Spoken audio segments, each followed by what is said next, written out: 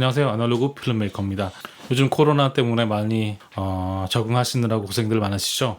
오늘 여러분과 함께 이 코로나에 대한 이야기를 좀 해보려고 합니다.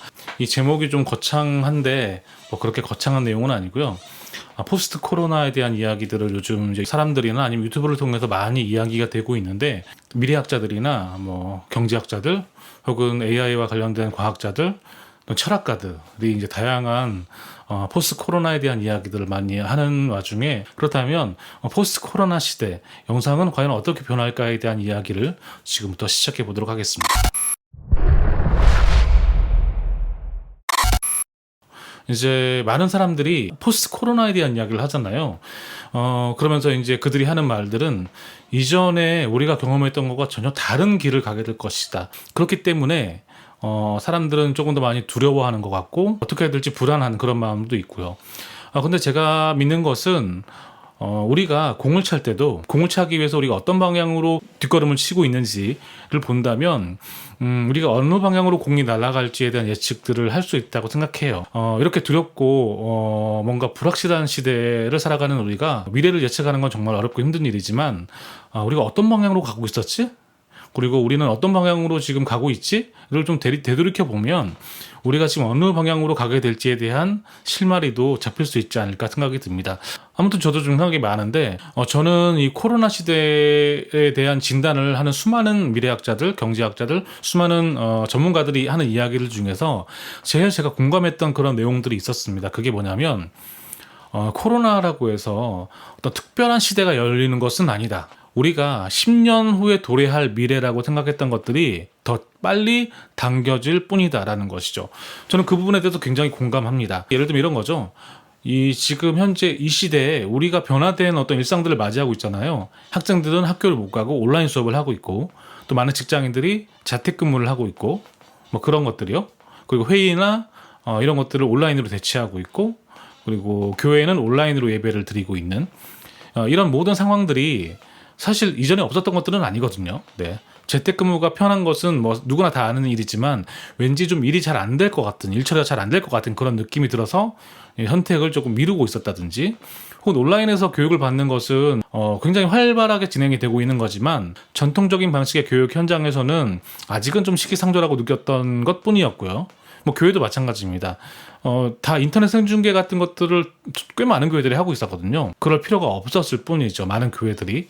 그러니까 이런 여러 가지 것들을 봤을 때 아직까지는 실존하지만 그 필요성에 대해서 조금 지금이 더 편하기 때문에 미적미적 선택을 미뤄왔던 그런 것들이 우리가 강제로 그 상황에 진입함으로써 우리가 어쩔 수 없이 선택할 수밖에 없는 그런 환경으로 우리를 몰아갔다는 것이죠. 코로나라는 것이 어떻게 보면 그런 역할들을 했다는 생각이 듭니다. 저는 이 영상이라는 일련의 활동, 영상 제작이라는 일련의 활동을 언어다라는 말로 많이 이야기를 하고 있습니다. 뭐 저는 진짜 그렇게 생각하고 있으니까요. 제 이전의 아이폰 영상의 결론도 사실 말씀드리면, 여러분 모두가 영상 제작자입니다. 여러분의 일상 속에서 여러분이 가지고 있는 것들로 영상을 만들어 보십시오. 네, 이런 취지의 말씀을 드렸거든요. 저는 영상이 권력인 시대에서 언어인 시대로 넘어온 것에 대한 이야기를 제 채널을 통해서 저는 꾸준히 이야기하고 있었습니다. 영상이 언어가 되어가는 과정에서 저는 총 2가지 변혁이 있었다고 생각하는데, 저는 지금 이 시기가 한 3번째 변혁의 단계에 있지 않나. 꽤 큰 변혁의 시기인 거죠. 그런 이야기를 좀 드리고 싶어요. 그 이야기를 드리려면 저는 앞에 2가지 변혁이 어떤 것이었는지에 대한 이야기를 좀 먼저 드려야 되겠죠. 저는 첫 번째 변혁은 카메라죠. 그때 당시 캠코더. 이 캠코더에 6mm 비디오 테이프, 이 릴 테이프가 폐기되고 메모리 카드 방식의 카메라가 도입된 것. 저는 이게 첫 번째 변혁이라고 생각합니다. 그 이유에 대한 설명을 간단하게 드리면, 과거에 저 같은 경우에 꽤 오래전에 영상 제작을 시작했을 때 사용하던 캠코더는 모두 다 이 릴 테이프이 들어가는 테이프 방식의 캠코더였습니다. 그때 굉장히 상용화되어 있었던, 대중화되어 있었던 테이프는 그 개인에게요, 디지털 비디오라고 하는 미니 DV 방식이었는데요. 그러니까 대다수의 이 개인이 카메라를 이용해서 영상을 촬영할 때 이 6mm 미니 DV라는 테이프를 가지고 촬영을 했고요. 방송국에서 혹은 프로덕션도 역시 이 테이프를 사용했습니다. 그런데 이 테이프가 디지털 방식으로 레코딩 되는 거였는데, 그 이전에는 그 여러분 잘 아시는 16mm VHS 테이프나 아니면 8mm 아날로그 하이 H라고 하는 그런 포맷도 있었습니다. 여러분들 부모님들이 개인적인 어떤 취미 활동으로 캠코더를 사게 된다면 모두 다 대부분 같은 아날로그 릴테이프 방식의 캠코더를 사용해 왔었습니다. 저 같은 경우는 그때까지는 안 갔고요. 네, 저는 이제 미니 DV, 말씀드렸던 디지털 6mm 미니 DV라고 하는 테이프를 제작에 사용했었는데, 멀리 이제 로케이션을 가려면 그 테이프를 한 10개, 20개 이렇게 사놔야 됩니다. 하루에 이제 그 테이프 하나로 1시간 정도 촬영을 할 수 있는 그런 분량이 있었기 때문에 오랜 기간 동안 이제 촬영을 가게 되면 그 테이프를 많이 사놔야 되는 거죠. 근데 이제 가만히 생각해 보니까 이 테이프 방식의 촬영은 일반인들과 이 영상 제작자들, 제가 이제 뭐 프로 영상 제작자라고 말씀을 드려보겠습니다. 아마추어 영상 제작자와 프로 영상 제작자의 어떤 건널 수 없는 4차원의 벽 같은 걸 만들어 놨었습니다. 이 저희 아버님들이 이제 그 캠코더로 촬영을 하게 되면 그 촬영된 것들을 가지고 이제 테이프 플레이어에 넣어서 그냥 감상하는 것, 촬영된 버전을 그냥 TV에 연결해서 보는 것에 그쳤다는 겁니다. 그러니까 편집이라는 거는 생각도 할 수 없는 그런 시대였었어요. 제가 아직도 기억하는 게 텔레비전 프로그램의 마지막에 보면 이 시청자들이 보내온 테이프를 재밌는 장면을 이렇게 뽑아서 편집해서 보여주는 그런 코너가 있었던 것 같아요. 그 명확한 경계 현상에 놓여 있었던 거예요.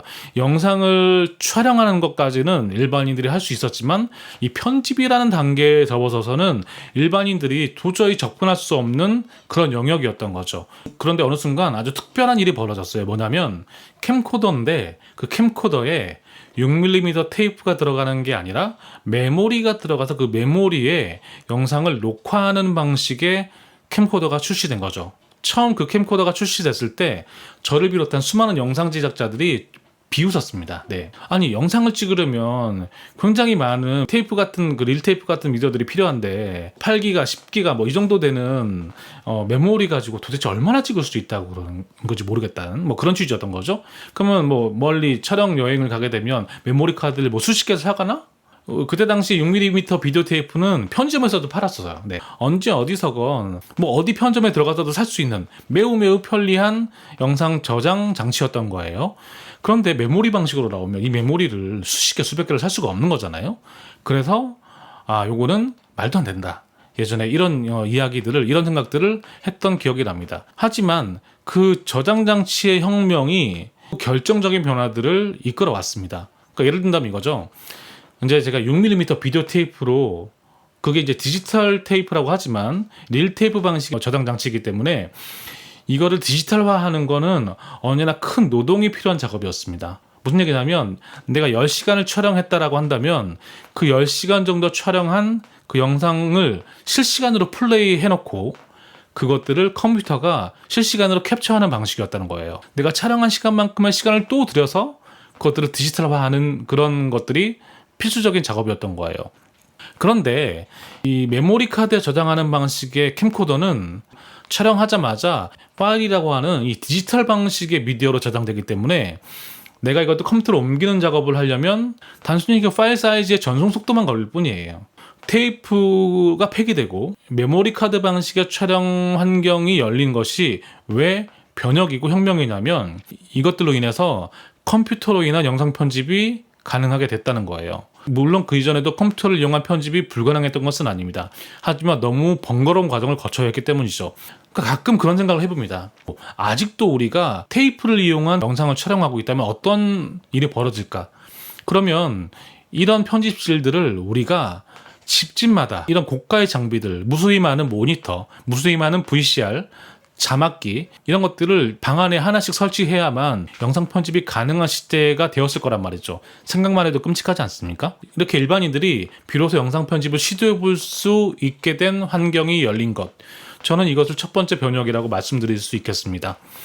이 변혁이라는 것이 일어나기 위해선 여러 가지 준비되어야 할 조건이 필요합니다.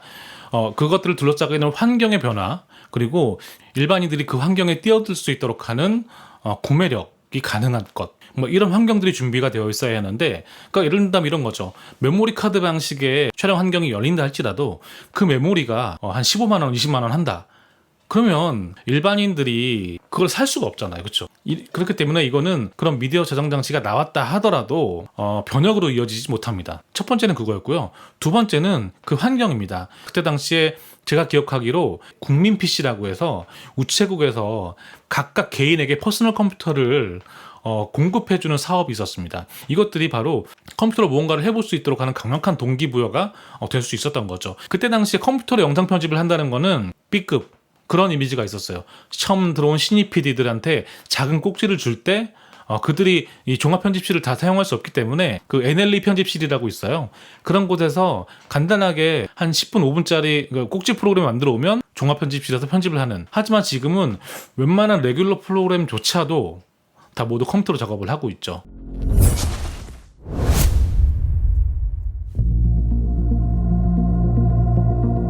두 번째 변혁은 여러분 잘 아시다시피 DSLR 카메라가 출시가 된 것이라고 생각합니다. 이거에 대해서는 여러분들 너무 잘 아실 테니까 제가 길게 설명은 드리지 않아도 될 것 같아요. 캠코더로 찍으면 왠지 모르게 화면이 조금 구리고 왠지 좀 아마추어 같고 뭔가 좀 2% 부족한, 아니 한 15% 정도 부족한 그런 느낌들이 항상 들었는데, 하지만 텔레비전을 보거나 CF를 보거나 영화를 보면 굉장히 이 멋있는 화면들이 만들어지거든요. 그 이유가 바로 그 필름 카메라로 촬영한 그 수많은 그 영상들의 영상미가 그 대체할 수 없을 만큼 큰 갭을 만들어 왔었잖아요. DSLR이 발매가 되면서 프로영상 제작자가 쓰고 있는 촬영 장비와 일반인들이 쓰고 있는 촬영 장비의 경계마저도 허물어진 거죠. 그래서 지금 영상 제작의 풍경은 프로영상 제작자라고 해서 특별한 소프트웨어를 쓰는 건 아니에요. 제가 쓰고 있는 소프트웨어와 막 지금 영상을 시작하시는 여러분들이 쓰는 소프트웨어는 똑같습니다. 파이널 컷 프로나 프리미어겠죠. 촬영 장비도 마찬가지입니다. 제가 특별한 수천만 원짜리 카메라를 들고 찍나요? 일반인들이 쓰는 카메라로 영상 작업을 하고 있습니다. 이렇게 영상이 권력인 시대에서 영상이 언어인 시대로 넘어오면서 프로영상 제작자와 일반인들이 모두 같은 어떤 생태계 속에서 같은 리소스들을 가지고 작업하는 시대가 열렸다는 겁니다. 자, 그렇다면 세 번째 변혁, 지금 제가 말씀드리고자 하는 이 세 번째 변혁은 무엇인지 한번 말씀을 드려야 되겠네요. 앞서 말씀드렸던 영상이 권력이 아니라 특별한 사람들의 전유물이 아니라 모든 사람들이 함께 누리는 언어라고 하는 변혁들에 대한 말씀을 드렸는데, 여전히 프로영상 제작자와 일반인들 의 경계를 나누고 있었던, 아직 일반인들이 그 안으로 들어가지 못한 영역이 하나가 있었습니다. 그게 바로 생중계 시스템이에요. 네, 생중계 시스템. 그 생중계를 한다는 거는 정말 그 방송국과 거대 프로덕션의 전유물이었습니다. 그거는 진짜 하드웨어적으로 많은 장비들이 필요하고 그것들을 운용하기 위해선 꽤 전문 인력들이 필요했기 때문이에요. 일단은 기본적으로 큰 스위처가 필요합니다. 그리고 그 스위처는 기본적으로 카메라를 받아들이거든요. 4대, 8대, 16대 이렇게 채널들이 다 열려 있고 그 채널마다 카메라를 연결해서 그 카메라를 하나의 어떤 화면에 보게 하는 그 모니터도 굉장히 큰 것들이 필요하고요. 이 오퍼레이터와 그리고 저쪽 각각의 카메라 감독들이 서로 통신할 수 있는 토크백 시스템도 필요했고, 그 카메라의 어떤 세부 조절도 이제 오퍼레이터들이 직접 부조정실에서 해야 됐기 때문에 그런 기기까지 포함해서 이건 정말 개인이 감당할 수 없는 어마어마한 장비, 인력들이 필요한 그런 영역이 바로 이 생중계 장비였습니다. 이거는 설사 내가 이제 돈이 정말 있어서, 돈이 너무 많아서 한 내가 1억, 2억 정도를 들여서 그런 개인 장비를 갖췄다고 합시다. 그러면 근본적인 질문이 떠오르죠. 내가 이걸 가지고 뭘 할 수 있을까? 그러니까 개인이 이 장비를 구입할 수도 없었을 뿐더러 구입할 필요도 없는 바로 그런 장비가 바로 이 생중계 시스템, 생중계 장비였습니다. 제가 이 세 번째 변혁에 대해서 말씀드리려고 하는 게 바로 이 경계가 허물어지기 시작했다는 거예요. 생중계라고 하면은 우리는 어떤 걸 떠올리나요? 네, 우리가 떠올리는 거는 라이브 스트리밍이죠. 라이브 스트리밍. 저희 채널에서 이제 작년 정도에 우리 채널에서 라이브 스트리밍을 하면 어떨까라는 생각이 들어서 좀 몇 번 시도해 본 적이 있거든요. 그 라이브 스트리밍을 하려면 기본적으로 휴대폰만 있으면 돼요. 좀 이건요, 그렇죠? 예, 휴대폰을 이용해서 라이브 스트리밍 하는 건 너무 편합니다. 그런데 이제 저는 좀 약간의 부족함을 좀 느꼈어요. 왜냐하면 이게 지금 가뜩이나 멋있는 그런 외모가 아니기 때문에 좀 좋은 카메라를 써야 제가 좀 돋보이지 않을까라는 생각을 하게 된 거죠. 그래서 이거 말고 여기 지금 쓰고 있는 이런 카메라들을 조금 스트리밍에 쓰면 어떨까라는 생각이 들어서 좀 찾아보니까 이게 이제 HDMI 선을 USB로 바꿔주는 이 컨버터를 사면 제 노트북에 연결해서 라이브 스트리밍을 할 수가 있더라고요. 그래서 가격을 알아보니까 최소한 10만 원 정도에서 많게는 20만 원 정도까지의 비용을 지불해야 하더라고요. 그렇게 되면 저는 라이브 스트리밍을 할 수 있게 되는 거예요. 그래서 저는 이제 그걸 사려고 생각을 하고 있었죠. 근데 가격을 알아보던 중에 문득 드는 생각은, 저는 이제 라이브 스트리밍을 하게 되면 앞부분에 잠깐 기다려 주십시오, 곧 시작됩니다, 이런 그래픽도 좀 넣고 싶고, 채팅하는 사람들의 어떤 대화 목록도 좀 보여주고 싶고, 카메라도 한 대뿐만 아니라 한 대를 더 쓰고 싶은데, 이걸 다 연결하려면 아까 그 젠더 컨버터를 하나 더 사야 되겠더라고요. 그렇게 되면 저는 최대 40만 원 정도를 들여서 컨버터 2개를 살 수 있는 거예요. 그러면 제가 카메라 2대를 연결하고 그래픽 이렇게 컴퓨터를 이용해서 하게 되면 어떻게 라이브 스트리밍이 가능한 구조가 된 거죠. 그러니까 카메라 2대 이상을 이용하려면 그 정도의 비용이 지금 드는 겁니다. 그런데 최근에 블랙매직 디자인에서 어떤 제품을 출시했냐면 이 제품입니다. 네, A10 미니라고 하는 이 제품을 출시했습니다. 이 제품은 갑자기 지금 급격하게 제가 제품을 리뷰하는 그런, 혹은 제품을 판매하는 사람처럼 된 것 같은데, 이게 지금 총 4개의 비디오 카메라를 연결할 수 있어요. 그렇게 보니까 만일에 제가 컨버터를 산다면, 카메라 4대를 연결하려면 컨버터 4개? 그러면 80만 원 정도가 필요한데, 이게 가격이 한 40만 원대로 나왔어요. 잠깐만 있어보자. 내가 어차피 컴퓨터를 2개까지는 사려고 생각했는데 그럴 바에야 이걸 사는 게 좋지 않을까라는 생각이 든 거예요. 이거는 기본적으로 제가 나중에 이 제품에 대한 리뷰를 꼭 해보고 싶은데요, 이 제품은 카메라뿐만 아니라 소프트웨어를 통해서 이미지까지도 내가 컨트롤을 할 수 있는, 그러니까 하단에 이름이나 혹은 이쪽에 버그 같은 그 그래픽 이미지나 이런 걸 넣을 수 있는 장비예요. 그러면 내가 이걸 사는 게 낫죠, 그렇죠? 근데 예전에 이런 제품이 없었냐? 이런 제품들이 있었습니다.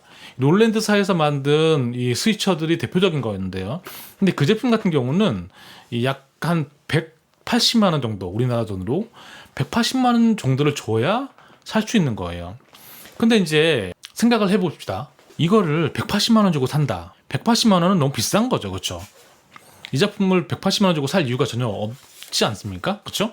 그리고 이 제품이 좋은 이유가 뭐냐면, 여기에 나와 있는 수많은 용어들 뿐만 아니라 워크플로우가 이 전문가들이 쓰고 있는 이 방송 스위칭 장비, 생중계 장비의 워크플로우와 동일합니다. 그렇기 때문에 여러분 개인이 이 장비를 쓰게 되면 큰 프로덕션의 생중계 스위처 앞에 앉았을 때 얼마 지나지 않아서 곧 운용할 수 있는 단계까지 접어들 수 있다는 거예요. 일반인들에게 열리지 않을 것 같았던 이 라이브 스트리밍에 대한 생중계 장비들이 일반인이 구입할 수 있는 가격대로 떨어져서 판매가 시작된 거예요. 그래서일까요? 이 제품은 출시부터 품절 사태를 겪고 있습니다. 아주 저도 어렵게 구했는데요, 제가 아까 변혁의 전제 그리고 변혁을 이뤄내는 2가지 조건에 대한 얘기를 들었습니다. 변혁의 전제는 뭐냐면, 모든 사람들이 영상을 언어로 사용하는 시대가 올 것이다. 영상은 어떤 특별한 권력이 아니라 누구나 만들 수 있는 언어인 시대가 올 것이다. 이게 변혁의 전제였고요. 그 변혁을 이뤄내기 위한 조건 2가지는, 첫 번째는 그 환경이 열릴 것, 그리고 2번째는 그 환경 속으로 일반인들이 뛰어들 수 있도록 가격의 조정이 일어날 것. 그 2가지를 말씀드렸는데, 자, 제가 아까 말씀드렸던 그 이유는 그 2가지 조건 중에 하나를 설명드린 겁니다. 변혁이 일어나기 위해선 이전에 사용하던 미디어, 이전에 사용하던 디바이스의 대체 현상이 일어나야 돼요. 대체 현상이 어떤 식으로 일어나냐면, 가격이 역전된다든지, 아니면 효용성의 역전이 일어나는 겁니다. 이전에 아주 유용한 개인 디지털 스위칭 장비가 있었습니다. 하지만 그것들이 변혁의 도구로 사용되지 못했던 이유는 이 조건을 충족시키지 못했기 때문이에요. 그러면 2번째, 이런 변혁을 이끌어낼 환경은 지금 어떻게 우리에게 조성되어 있는가?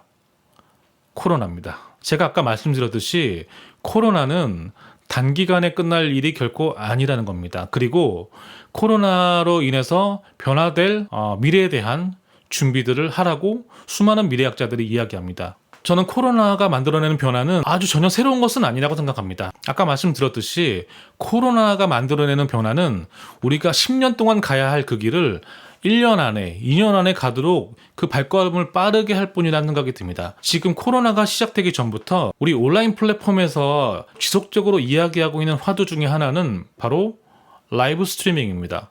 파이낸스 온라인에서 2020년도, 2021년도 유튜브 트렌드에 대한 14가지 아젠다에 대한 이야기를 했는데요. 그중 2번째가 바로 이 유튜브 라이브 스트리밍입니다.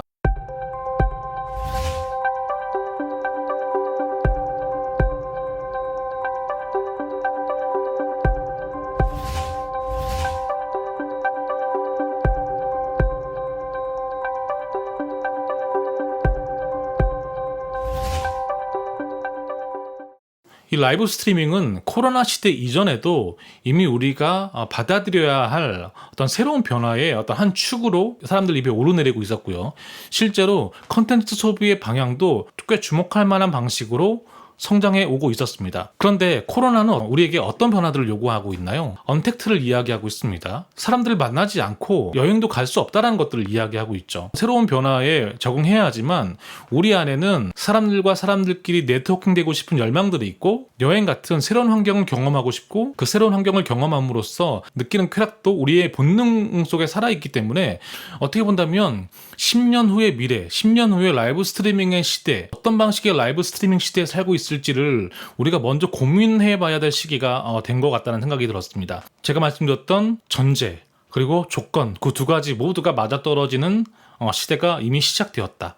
그러면 영상 제작자로서 우리는 어떤 것들을 준비해야 할까라는 생각들을 하게 되는 것 같습니다. 저희가 여기서 넉넉히 있으면 단순히 오퍼레이터로 끝나버리게 될 것 같아요. 그러니까 누군가가 영상 스트리밍이 필요하기 때문에 그냥 부탁해서 우리는 그냥 만들어주고 서비스를 제공해주고, 라이브 스트리밍의 시대가 됐다고 해서 라이브 스트리밍을 할 수 있는 방법, 노하우, 그것들을 기술적으로 구현해내는 어떤 스킬들만 가지고 있다면 그건 영상 제작자가 아니라 단순한 오퍼레이터와 엔지니어일 뿐입니다. 수많은 영상 제작자들이 바로 이 역할을 하게 될 거라는 생각이 듭니다. 하지만 지금 우리가 고민하기 시작한다면 과연 라이브 스트리밍을 우리는 어떤 식으로 해석해야 되는지, 그리고 라이브 스트리밍을 영상 제작자는 어떤 관점으로 바라봐야 하는지에 대한 고민을 하기 시작한다면 우리는 오퍼레이터 그 이상의 것들을 새로운 시대에 맞이할 수 있을 것이다.